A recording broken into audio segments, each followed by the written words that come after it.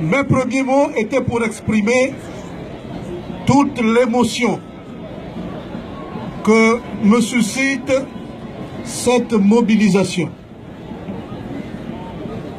Mes premiers mots, c'est pour constater, ici et maintenant, l'écart qu'il y a entre un état de droit et la tyrannie.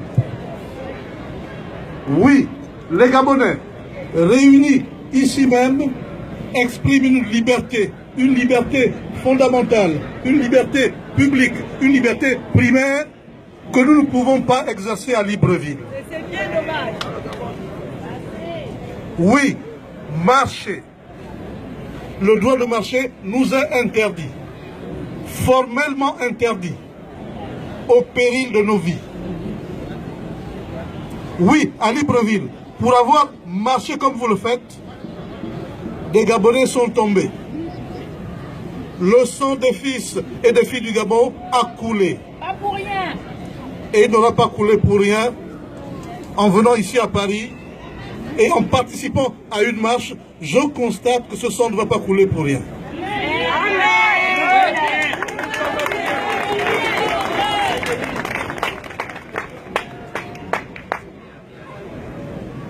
De Libreville, j'entendais des voix, j'entendais des craintes. Aujourd'hui, je suis rassuré. Je suis rassuré par le peuple du Gabon, ici réuni, et qui entend faire entendre au monde entier que 2016 ne sera pas 2009.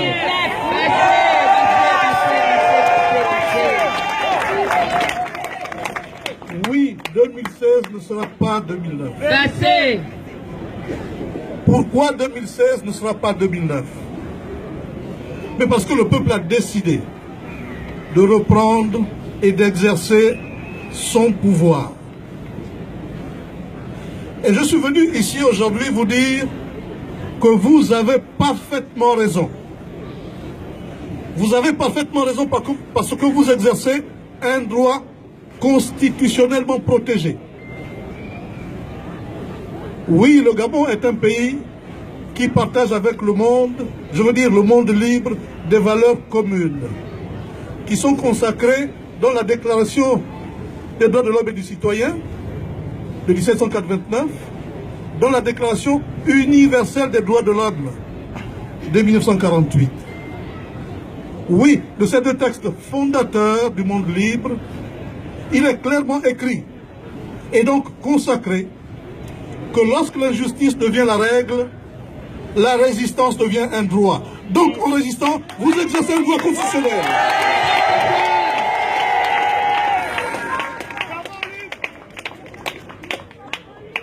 Donc, en décidant d'exercer votre droit à la résistance, vous exercez un droit citoyen, un droit consacré par la Constitution de la République gabonaise. Et il se trouve que c'est un droit qui est en partage dans le monde libre. Et c'est pour cette raison que je suis fier. Je suis particulièrement fier de vous et je voudrais vous le faire entendre. Par ailleurs, je voudrais qu'à partir d'aujourd'hui, nous puissions comprendre et partager pourquoi la décision de la Cour constitutionnelle ne peut pas nous obliger. Parce qu'il est bon que nous puissions savoir jusqu'à quel point nous avons raison de résister. L'état de droit oblige de la même manière les citoyens et les pouvoirs publics.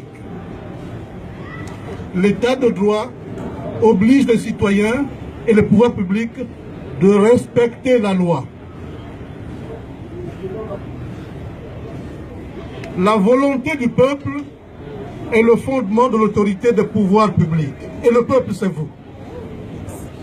Vous avez décidé de confier le destin pour les 7 prochaines années à Jean-Pi. Et vous avez eu raison. Chez nous, la volonté du peuple est consignée dans les procès-verbaux des résultats. Ces procès-verbaux, à chaque niveau de l'organisation électorale, sont signés par le président de la circonscription, contresigné par le vice-président et l'assesseur de la majorité et de l'opposition, n'est-ce pas? Oui. Est-ce que vous êtes d'accord avec moi? Oui. Cette démarche est établie depuis le bureau de vote. Elle est réitérée au niveau de la commune, elle est réitérée au niveau du département, elle est réitérée au niveau de la province. Donc chez nous, le seul document opposable pour restituer la volonté du peuple s'appelle le procès-verbal des résultats. Il se trouve que, au niveau national, lorsqu'il a fallu recenser l'ensemble des résultats électoraux, Monsieur le Président de la Sénat, un certain René Aboguela, a décidé, plutôt que de présenter les procès-verbaux provinciaux et consulaires, il a décidé d'en faire la rétention et de présenter à l'Assemblée plénière un état statistique établi par ses seuls soins. Vous avez donc compris que les résultats qu'il a présentés à l'Assemblée plénière n'étaient pas opposables à la loi, puisque seuls les procès-verbaux sont opposables et font autorité. De ce point de vue donc, les résultats annoncés par le président, par le ministre de l'Intérieur et proclamés par la Sénat ne nous sont pas opposables. Je voudrais donc que l'on comprenne pourquoi nous devons résister face à la forfaiture. Le président élu par les Gabonais s'appelle Jean-Ping. Le président élu par les Gabonais s'appelle Jean-Ping. Par conséquent, toute affirmation contraire n'est pas opposable aux Gabonais et à partir d'aujourd'hui, le Gabon, qui a rompu avec l'ancienne mandature, s'ouvre désormais son avenir, décide de donner ses envies et son destin à M. Jean-Ping.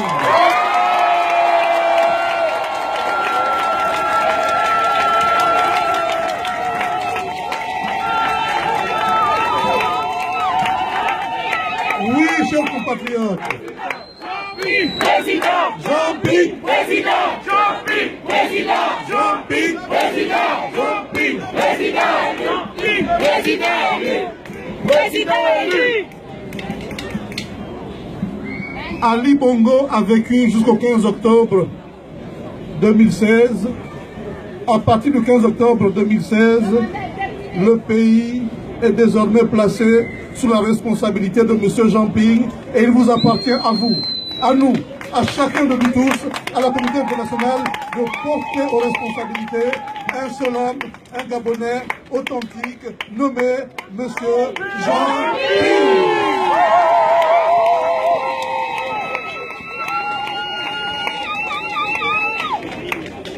Chers amis, il va de causeries comme de plaisanteries. Les plus courtes sont toujours les meilleures. J'aurais voulu en dire encore davantage. Mais je crois qu'aujourd'hui, nous avons décidé de marquer d'une pierre blanche la césure entre deux hémisphères. Ali Bongo Ondimba est tombé. Jean-Ping se lève comme une aurore nouvelle pour le destin du Gabon, pour l'avenir du Gabon, pour l'avenir de nous tous. Et je suis heureux d'être avec vous. Je vous aime.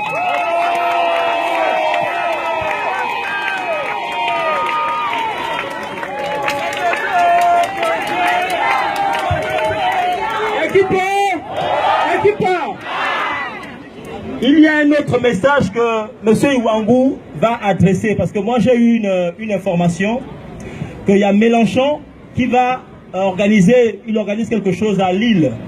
Pour ceux qui peuvent y être, il va parler du Gabon et souhaiterait qu'il y ait énormément de Gabonais. Les Gabonais soient représentés parce qu'il va prendre position par rapport à ce qui se passe dans notre pays. Jean-Luc Mélenchon. C'est demain. Attendez, M. Iwangou va vous donner plus d'informations.